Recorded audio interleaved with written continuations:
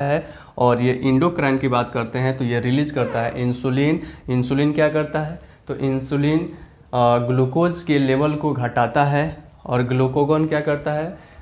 Glucose के जो level होता है उसको इंक्रीज करता है, यानी बढ़ाता है। इसमें और एक आता है सोमैटोस्टेटिन। जो सोमैटोस्टेटिन क्या करता है? ये दोनों के सिक्रेशन को, जो दोनों इसमें से निकलते हैं, इंसुलिन निकलते हैं, ग्लूकोगन निकलते हैं, तो उसके सिक्रेशन को क्या करता है? इनहिबिट करता है, सप्रेस करता है, यानी उसको रोकता है। जितनी मात्रा में निकलना चाहिए उतना ही ज़्यादा निकलेगा तो उसको क्या करेगा? इनहिबिट करेगा। इनहिबिट मतलब रोकेगा।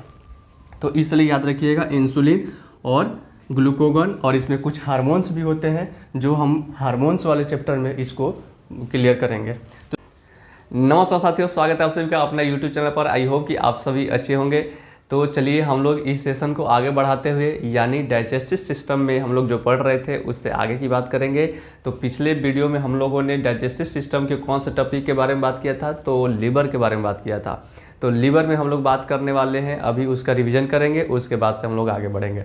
तो हम लोगों ने लीवर के बारे में देखा था कि लीवर जो होता है सबसे हमारे बॉडी का लार्जेस्ट ग्लैंड होता है, जिसमें से वो बाइल जूस क्या करता है? प्रोडक्ट, मतलब वो प्रोडक्ट के रूप में निकलता है और वो भोजन को क्या करता है? बेस बनाता है, यानी अल्कली बनाता है।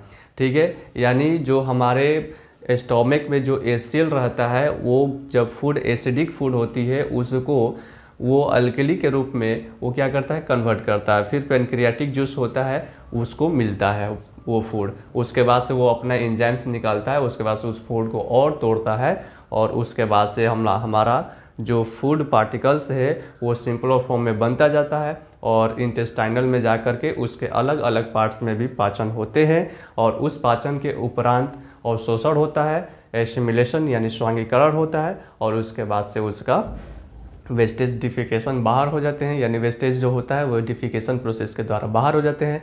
और जो हमारे शरीर के लिए आवश्यक है, जो उस भोजन से हमें मिलने वाले होते हैं, प्रोटीन, कार्बोहाइड्रेट, फैट्स, ये सब हमारे ब्लड में चले जाते हैं और उससे एनर्जी मिल जाता है हमें। तो चलिए हम लोग देखे थे लीवर के बारे में। तो ये सबसे लार्जेस्ट ग्लैंड था, हम लोगों ने बात किया था इसके बारे में। तो इसके स्ट्रक्चर हम लोगों ने देखा था कि ये जो लीवर है ये 2 लोब में बटा हुआ है। ठीक है, ये 2 लोब में बटा हुआ है। इसको बोलते हैं राइट, इसको बोलते हैं लेफ्ट। इसमें से 2 नलिका निकलती है। ठीक है, 2 नली निकलती है, और ये जाकर यहाँ पे कॉमन हो जाती है नली।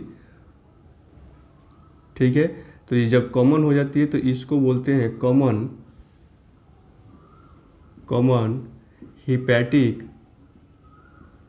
Hepatic duct. और उसके बाद से यहाँ पे ये गॉल ब्लैडर होता है, और ये गॉल ब्लैडर में खुलता है जब, तो यहाँ पे इंस्फिक्टर होता है, यहाँ पे इंस्फिक्टर होता है।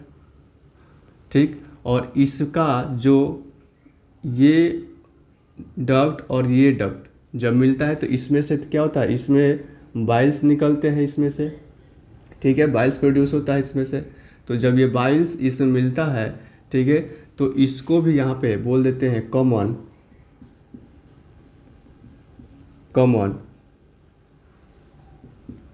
Bile duct.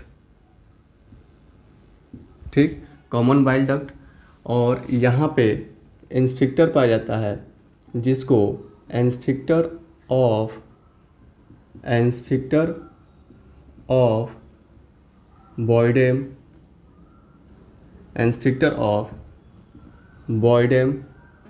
ये क्या करता है?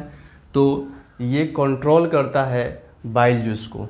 ठीक है, तो यहीं पे लिख देते हैं कंट्रोल करता है, नियंत्रित करता है, कंट्रोल द बाइल जूस, यानी बाइल जूस को ये क्या करता है? कंट्रोल करता है। आगे बढ़ेंगे तो जब आगे हम बढ़ेंगे तो ये नीचे आएगा।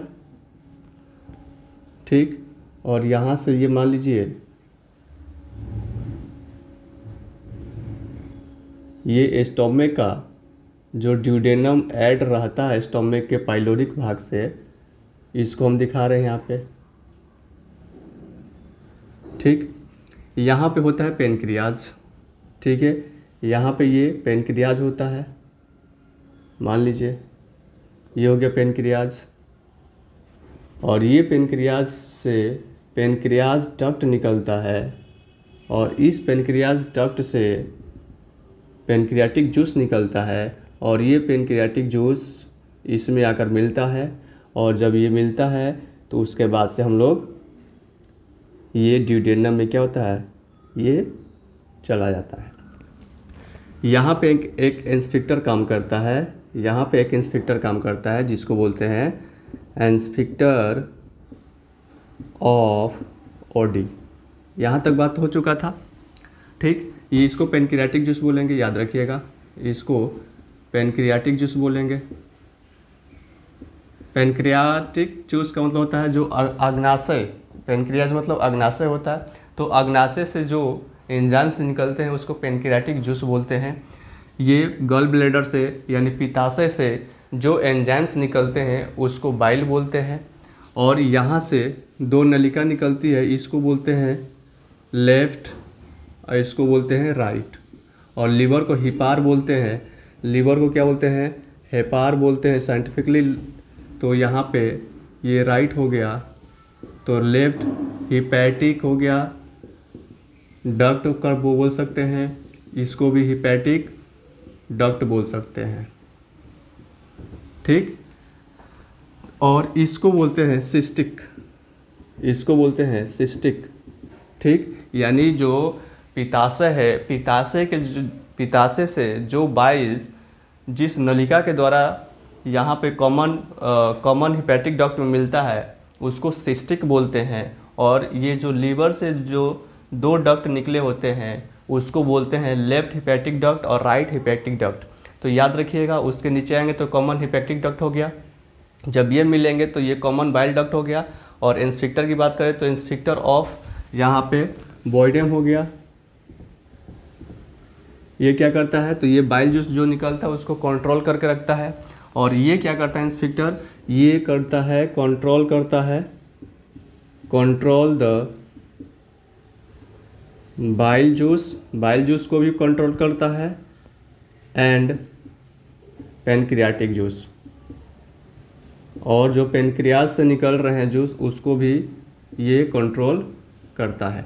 इतनी बात हम लोगों ने बात कर लिए थे। और ये बात करते हैं लीवर की, तो लीवर यहाँ पे हमने बात किया था कि लीवर जो होता है जिसको हेपार बोलते हैं, हिंदी में बोले तो यकृत बोलते हैं या लीवर कहते हैं, ठीक।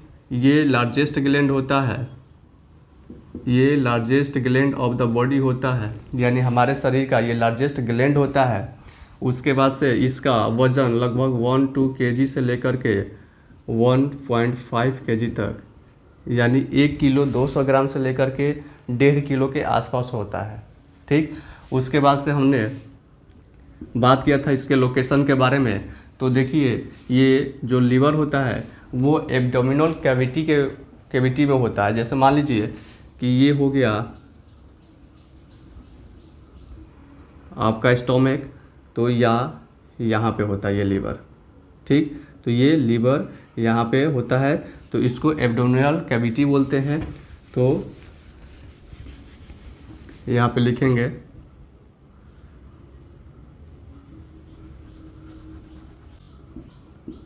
it is situated in the abdominal cavity. It is situated in the abdominal cavity below the diaphragm, ठीक। यानी यहाँ पे बात करें तो ये एब्डोमिनल कैविटी हो गया, ठीक। तो यहाँ पे पाया जा रहा है, और यहाँ से डायफ्राम होता है, तो बिलो द डायफ्राम यानी डायफ्राम के नीचे पाया जाता है।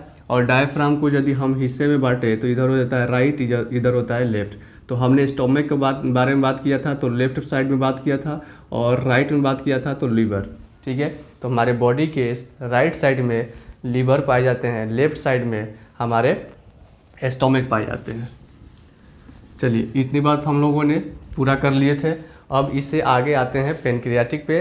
ठीक, यानी पेनक्रियाज पे। और पेनक्रियाज में हम लोग देखेंगे कि इसमें अलग अलग तरह से इसमें भी हेटेरो ग्लैंड्स होते हैं, यानी 2 इसमें ग्लैंड्स होते हैं और वो भी अलग अलग अपना सीक्रेट करते हैं, एंजाइम्स को सीक्रेट करते हैं। तो सबसे पहले उसके बारे में जानेंगे, उसके बाद से उनके एंजाइम्स के बारे में इन डिटेल बात करने वाले हैं। तो चलिए इसको पहले मिटा लें।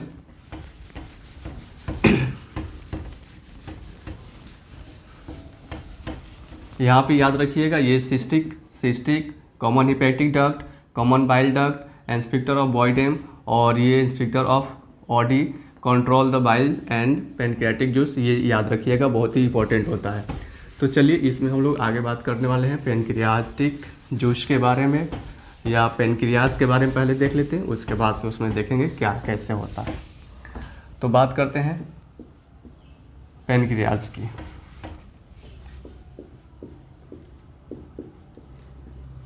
पेनक्रियाज जिसको बोलते हैं अग्नाशय, ठीक। तो यहाँ पे हम लोग बात कर लेते हैं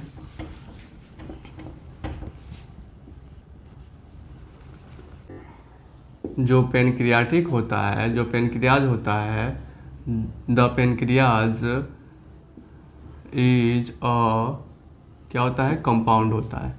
कंपाउंड क्या क्या किसका होता है, तो एक्सोक्राइन होता है इसमें, ठीक, एक्सोक्राइन होता है और इंडोक्राइन होता है, इंडोक्राइन होता है, ठीक है। तो पेनक्रियाज एक तरह का कंपाउंड है जिसमें एक्सोक्राइन पाया जाता है और इंडोक्राइन पाए जाते हैं, ठीक। यहाँ पे हम बात करते हैं ये सिचुएटेड होता है, it is situated below the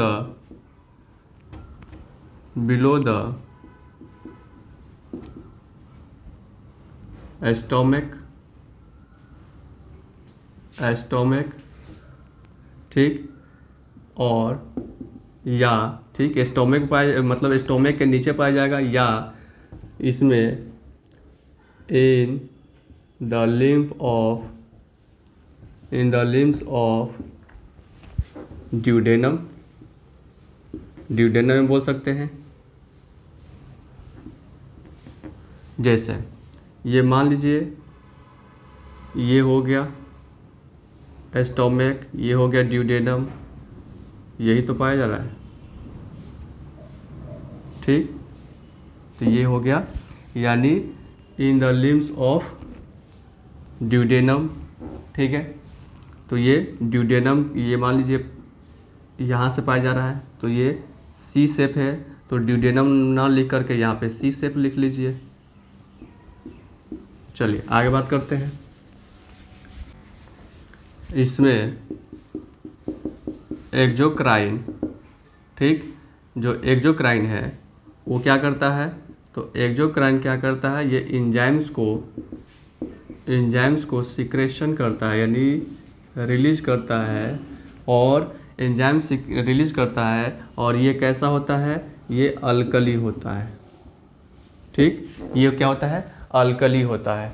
उसके बाद से इंडोक्राइन की बात करते हैं, तो ये भी रिलीज करता है, लेकिन ये क्या होते हैं, तो यहाँ पे हम बात करते हैं इंसुलिन, ठीक, इंसुलिन, ग्लूकोगन, ठीक। उसके बाद से यहाँ पे हार्मोन्स, कुछ हार्मोन्स भी क्या करते हैं, रिलीज करते हैं, ठीक। अब बात करते हैं हम इसमें क्या होता है कि इंसुलिन होता है, ग्लूकोगन होता है और हार्मोन्स होता है, ये याद रखिएगा। इंडोक्राइन करता है और एक्सोक्राइन क्या करता है, एंजाइम्स को रिलीज करता है, जो अल्कली इसकी प्रकृति होती है, अल्कली नेचर होता है। अल्कली क्या होता है, तो आप सभी को पता होगा, जो एसिड बेस हम लोग पढ़ते हैं, ठीक है। तो ये अल्कली यानी एक तरह से ये क्या होता है, ये एक तरह से समझिए तो बेस ही होता है, ठीक है। क्योंकि पेनक्रियाज को क्या होता है, पेनक्रियाज को एसिडिक फूड नहीं चाहिए होता है, उस पर वो उसके एंजाइम्स वर्क नहीं कर पाते हैं, इसलिए बाइल्स जो होता है उस फूड को एसिडिक से अल्कली बनाता है, और उसके बाद से पेनक्रियाज उस पर अपना एंजाइम्स के थ्रू वो उस पर क्या करता है, वर्क करता है, जिसको उसको सिंपलर फॉर्म में तोड़ने का काम करता है अपने एंजाइम्स के द्वारा। तो समझ में आ गया, इसलिए ये अल्कली होता है। और ये इंडोक्राइन की बात करते हैं तो ये रिलीज करता है इंसुलिन। इंसुलिन क्या करता है? तो इंसुलिन ग्लूकोज के लेवल को घटाता है, और ग्लूकोगन क्या करता है? ग्लूकोज के जो लेवल होता है उसको इंक्रीज करता है, यानी बढ़ाता है। इसमें और एक आता है सोमैटोस्टेटिन। जो सोमैटोस्टेटिन क्या करता है? ये दोनों के सिक्रेशन को, जो दोनों इसमें से निकलते हैं, इंसुलिन निकलते हैं, ग्लूकोगन निकलते हैं, तो उसके सिक्रेशन को क्या करता है? इनहिबिट करता है, सप्रेस करता है, यानी उसको रोकता है। जितनी मात्रा में निकलना चाहिए उतना ही ज़्यादा निकलेगा तो उसको क्या करेगा? इनहिबिट करेगा। इनहिबिट मतलब रोकेगा। तो इसलिए याद रखिएगा इंसुलिन और ग्लूकोगन, और इसमें कुछ हार्मोन्स भी होते हैं जो हम हार्मोन्स वाले चैप्टर में इसको क्लियर करेंगे। तो चलिए इसमें हम लोग देखते हैं आगे इसमें, और नेक्स्ट टॉपिक लेकर चलते हैं इसमें। तो हम लोग बात करते हैं एक्सोक्राइन की बात करते हैं। तो एक्सोक्राइन को हम एस्चिनी भी बोलते हैं। ये क्या करता है? ये पेनक्रियाटिक जूस को निकालता है। ठीक,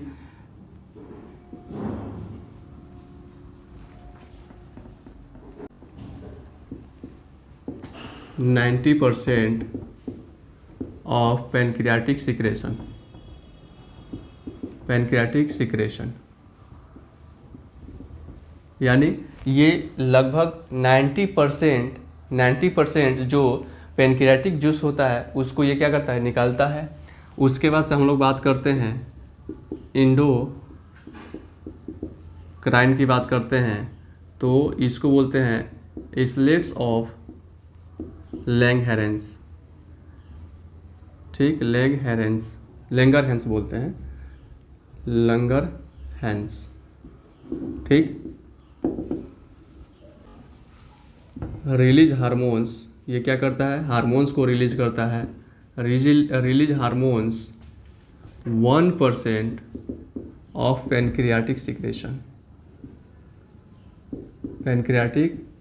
सिक्रेशन।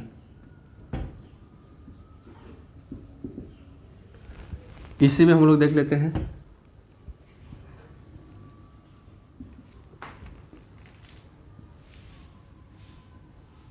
ये होता है इसमें अल्फा सेल। ठीक, ये होते हैं बीटा सेल, और इसमें होते हैं डेल्टा सेल। ठीक, ये होते हैं अल्फा सेल, ये होते हैं बीटा सेल, और ये होते हैं डेल्टा सेल। ठीक है, अल्फा सेल क्या करता है? तो अल्फा सेल की बात करते हैं तो अल्फा सेल, जैसे कि हमने पहले बताया, ग्लूकोगन। ठीक, ग्लूकोगन क्या करता है? रिलीज करता है। ये इंसुलिन, और ये क्या करता है? ये सोमैटोस्टेटिन। ठीक, रिलीज करता है। ये क्या करता है? तो इंक्रीज करता है। ग्लूकोगन का क्या काम होता है? तो ग्लूकोगन का काम होता है इंक्रीज करता है द लेवल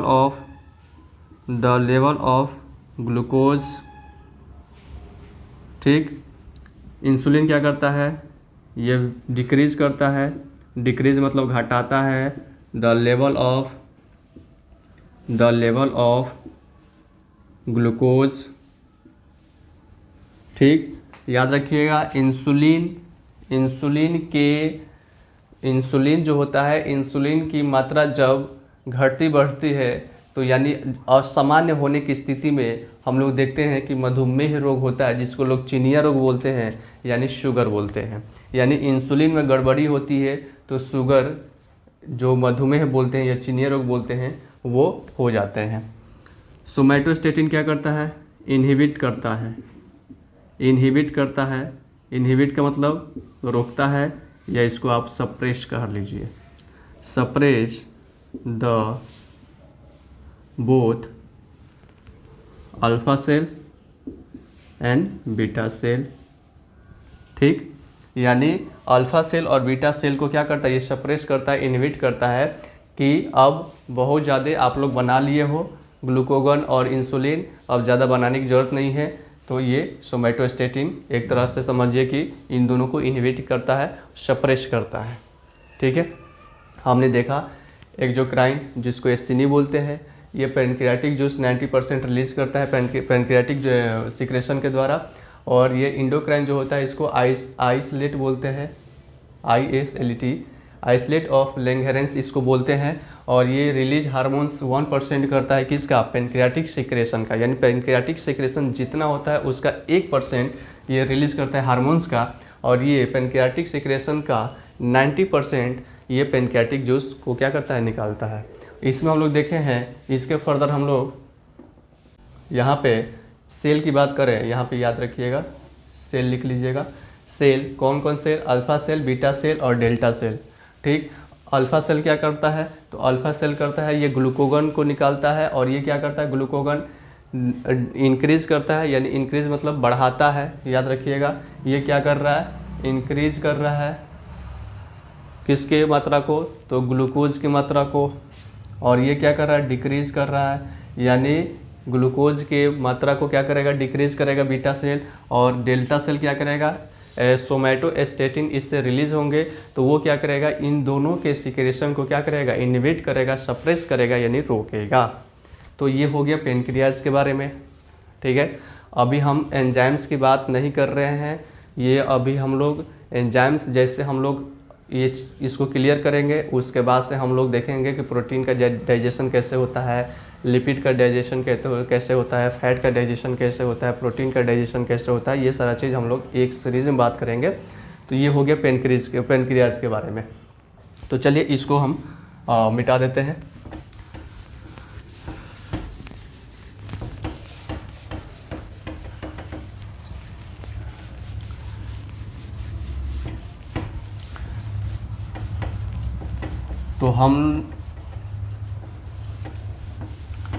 तो हम लोगों ने क्या क्या कंप्लीट कर लिया, तो हम लोगों ने सबसे पहले तो बकल कैविटी, ठीक, बकल कैविटी के बारे में देख लिए। उसके बाद से फेरिंग्स के बारे में, उसके बाद से ओइसोफेगस के बारे में, उसके बाद से स्टोमक के बारे में पढ़े हैं, उसके बाद से स्मॉल इंटेस्टाइन, उसके बाद लार्ज इंटेस्टाइन, उसके बाद से लीवर, उसके बाद से यहाँ पे पेनक्रियाज अभी क्लियर कर लिए। ठीक, इतना हम लोग पढ़े हैं। बकल कैविटी में हम लोग क्या पढ़े हैं, तो बकल कैविटी में हम लोग पढ़े हैं तीत और टोंग। ठीक, यानी मुख गुहा, फेरिंग्स, आहार, ऑसोफेगस का मतलब जो खाद्यग्राही होता है, जो इसको ऑसोफेगस बोलते हैं, जो आहार नाल, ये मतलब सॉरी आहार नाल नहीं, आहार नाल का ये भागी होता है ऑसोफेगस। ठीक है, और ये स्टोमक यानी पेट, और स्मॉल इंटेस्टाइन यानी छोटी आंत, और ये बड़ी आंत, इसको क्षुद्रांत्र भी बोलते हैं, क्षुद्रांत्र बोलते हैं, और इसको बृहद्रांत्र बोलते हैं। ठीक, या इसको छोटी आंत कह लीजिए, इसको बड़ी आंत कह लीजिए, जो कहना है कह लीजिए, ये आपके पास बहुत सारे ऑप्शन हैं। लीवर को हेपार भी बोलते हैं। तो ये याद हो गया, लीवर और पेनक्रियाज, यानी इतना टॉपिक हम लोगों ने क्लियर किया। यदि हम एलिमेंट्री कैनाल की बात पहले किए थे, तो देखिए एलिमेंट्री कैनाल हम लोग बात किए थे कि यहाँ से स्टार्ट होता है, बकल कैविटी से स्टार्ट होता है,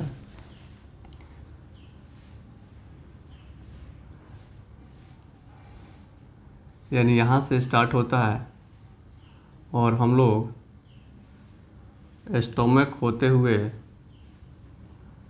और ये ड्यूडेनम हो गया, स्मॉल इंटेस्टाइन हो गया, इलियम हो गया। ठीक, और ये इलियम होते हुए हम लोग ऐसे कुछ संरचना देखे थे,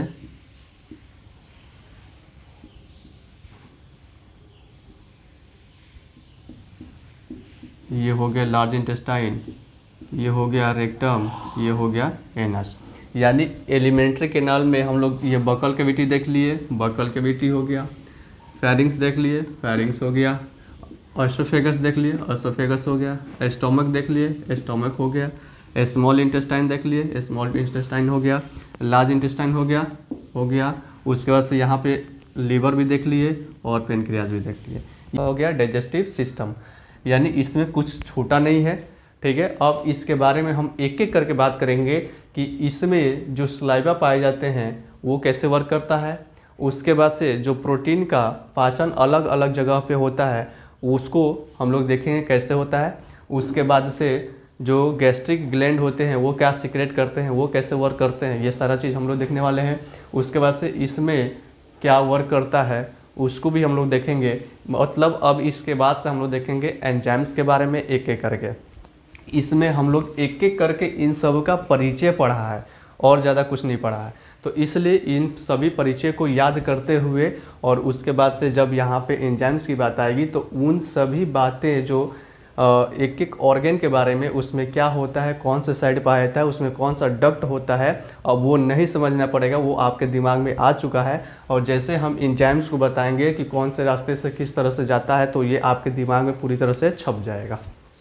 ठीक है, तो इसलिए इसको याद रखिएगा। इसमें एक एक करके बकल कैविटी, फेरिंग्स, एसोफेगस और स्टोमक और स्मॉल इंटेस्टाइन, लार्ज इंटेस्टाइन और लीवर और पेनक्रियाज, ये पूरा आपका कंप्लीट हो गया। अब इसके बाद से हम लोग एंजाइम्स के बारे में पढ़ेंगे। ठीक है।